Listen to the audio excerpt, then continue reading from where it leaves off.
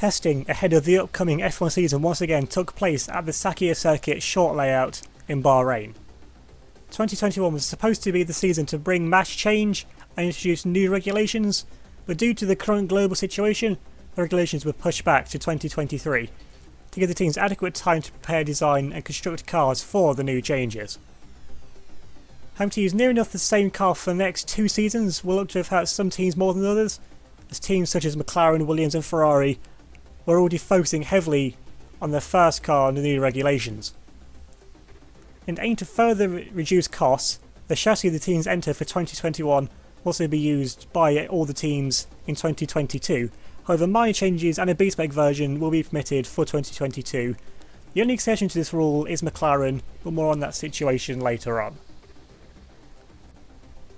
Red Bull were first to take to the track and finally looked to have got things right under the current generation regulations.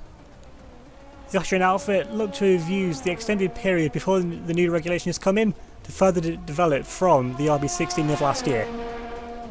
When the new RB17 broke cover, many in the paddock noticed the nose design of the car resembles what Mercedes and Lotus then Renault did in 2015 and 2016. After reaching an endpoint with the development of the traditional thumb nose concept, many were sceptical as if to adopting a new 5-year-old design concept would be viable, but knowing the expertise of Adrian Newey, he's found a way to make the concept work. On the engine side of things, Honda look again wants to have made steady progress, as Honda's 20% stake in the Red Bull team looks to have further benefited both parties, with the chassis of the RB17 and the 2021 spec Honda engines being built more in conjunction with each other more than in 2020. Having a chassis built around the engine should also benefit sister team AlphaTauri, as the Italian outfit are looking to cause an upset and beat some of Red Bull's main rivals in the early rounds. Max Verstappen feels this is his best shot yet at claiming a driver's title, and with proven talent Alex Albon proving in 2020 that he could take a race win on his day and be there at the front when Verstappen should falter, Red Bull could be a dark horse in this championship. Mercedes used the days of testing to try and further understand the DAS system that they implemented last season, as when the system works for them, the cars have very encouraging pace, but when it doesn't work for them, the cars often find themselves languishing outside of the points places. Mercedes looked to have improved slightly from a rather underwhelming 2019 campaign, which saw Kvyat take the team's one and only podium finish at the opening race in Canada. For a team used to fighting for championships, the target for 2020 is best of the rest, which so far looks to be either 4th or 5th place in the Constructors. The AMG branded Mercedes power units once again look to be strong, so at least Mercedes and customer team Aston Martin won't have to worry about their straight line speed on power circuits. The German giants also saw no reason to change their driver lineup. Daniel Kvyat and George Russell will once again have to push 110% every single race weekend to extract the maximum from the car, with Pascal Wehrlein remaining as the team reserve and test driver for both Mercedes and Aston Martin. The red team's descent down the order looks set to continue in 2021. 2020 saw Ferrari fail to reach the podium for the first time since the 1980 season. Neither driver managed to bag a top 10 in any of the days in testing to compound Ferrari's miseries even further.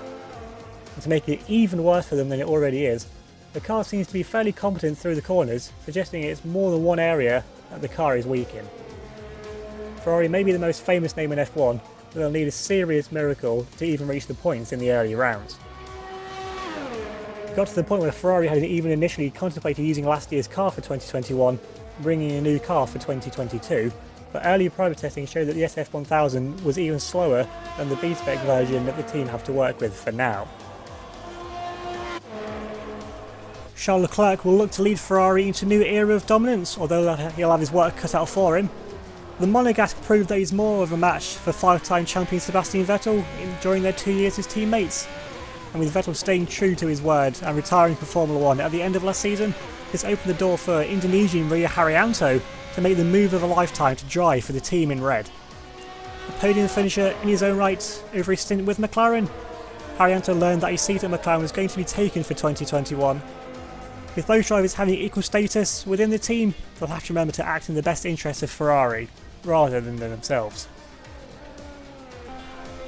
Fellow Ferrari engine customers Alfa Romeo looked to build on the 2019 campaign, which even by their own admission blew away their expectations.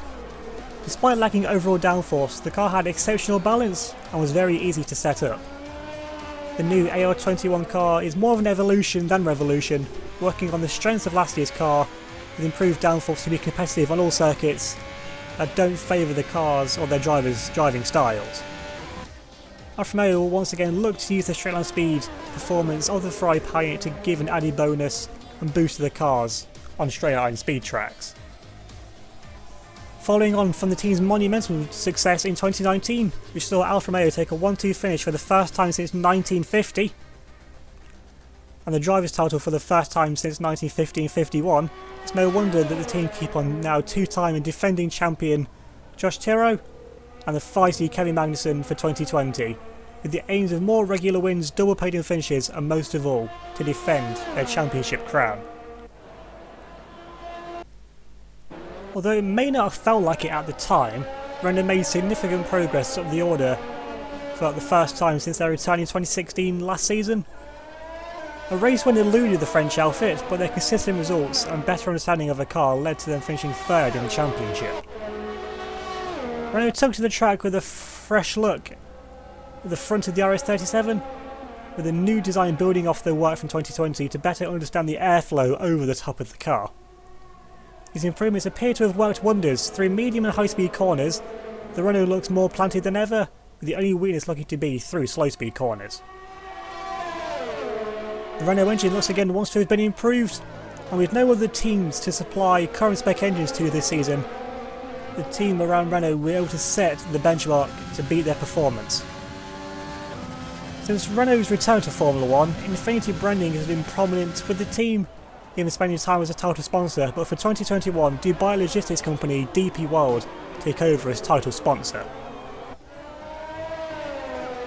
Renault also come into 2021 with a whole new driver lineup.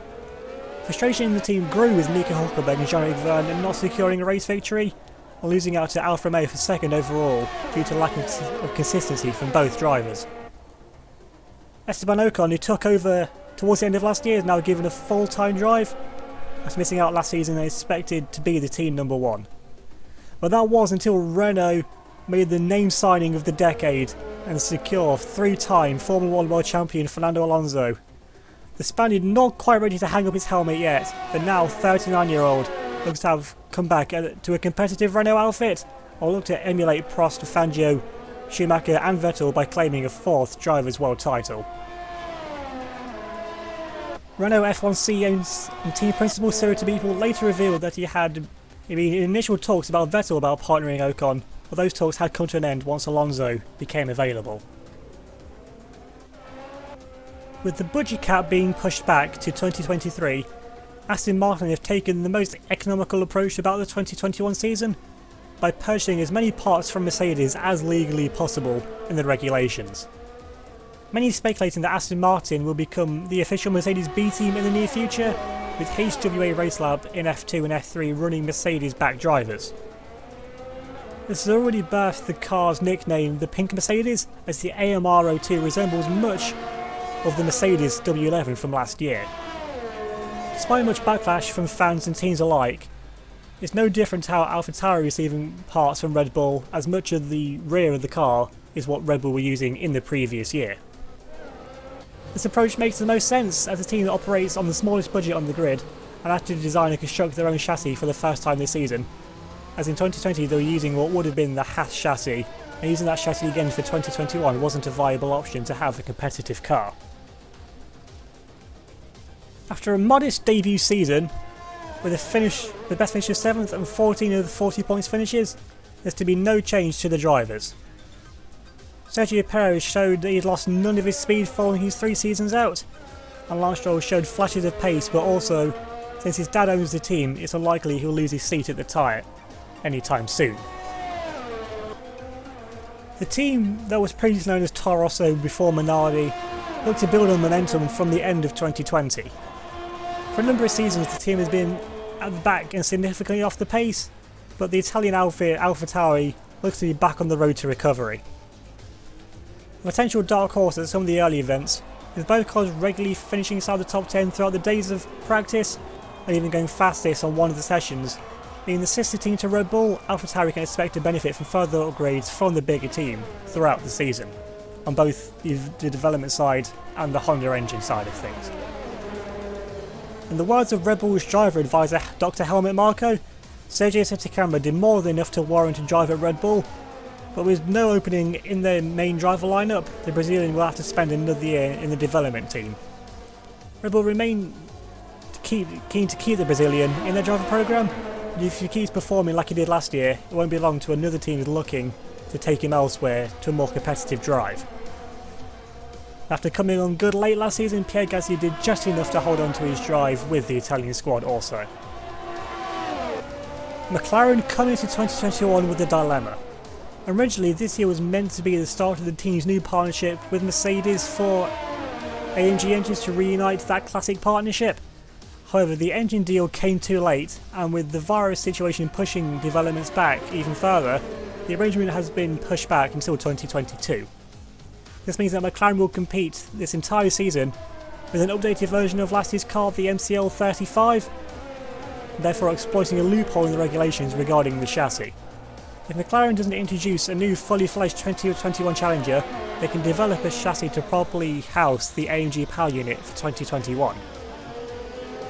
In this turn, however, this means that McLaren will be unable to develop their car following pre-season testing, and upgrades will not be permitted to bring to the car throughout 2021. This means McLaren will compete using the MCL 35B for 2021, and with the now new year-old Renault engines bagged as Vipe, a sub-brand of the team's title sponsor, A Better Tomorrow, owned by BAT. This means McLaren will need to maximise results early, as the engine surely won't hold up towards the other teams later in the season.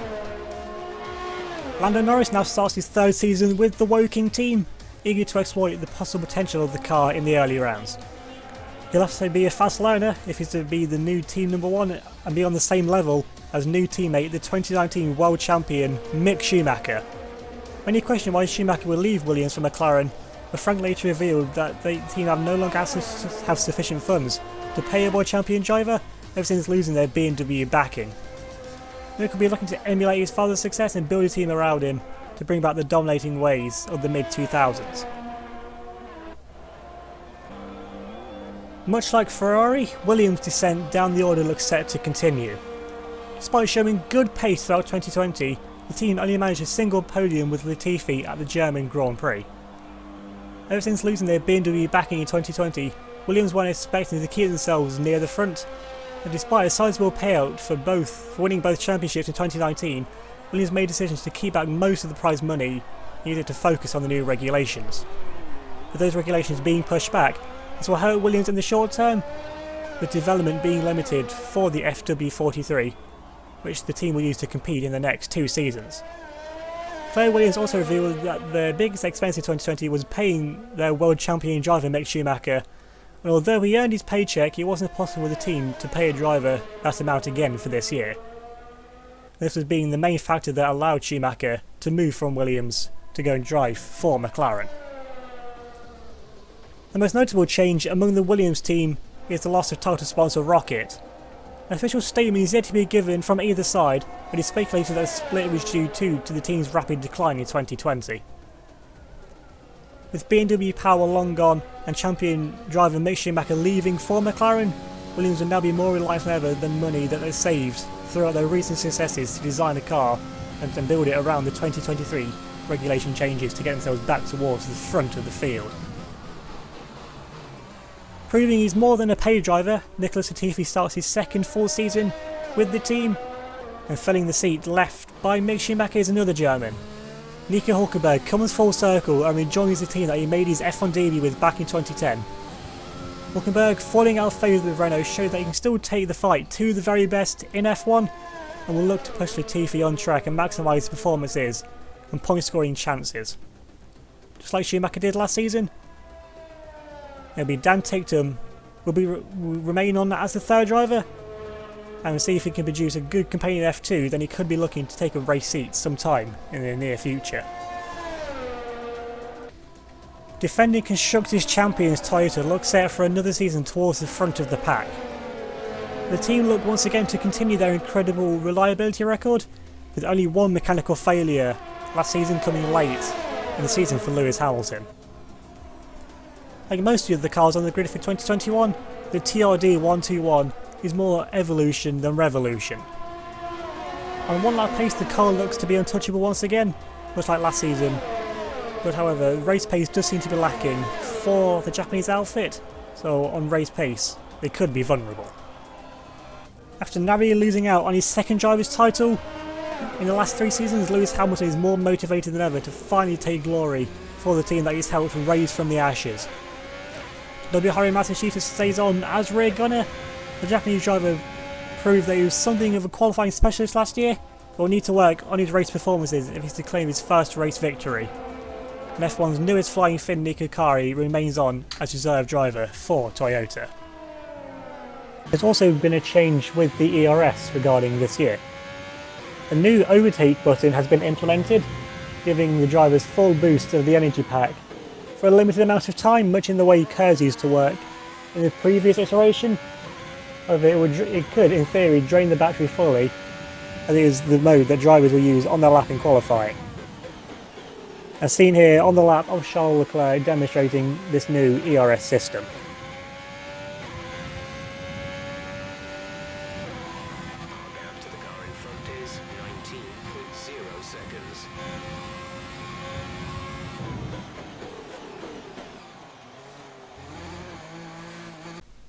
As pre-season testing now draws to a close, the 2021 season is finally upon us. Can Toyota defend their constructors' honours and go for even more total glory this year? Can world champions Fernando Alonso and Mick Schumacher get themselves in the mix? Will Aston Martin be able to improve into the midfield and cause an upset amongst the other midfield teams? Or will Alfa Romeo continue their upward descent and secure both titles this year? Find out very soon at the 2021 Canadian Grand Prix. Thanks for watching, and I'll see you all next time for the start of the 2021 Formula 1 season.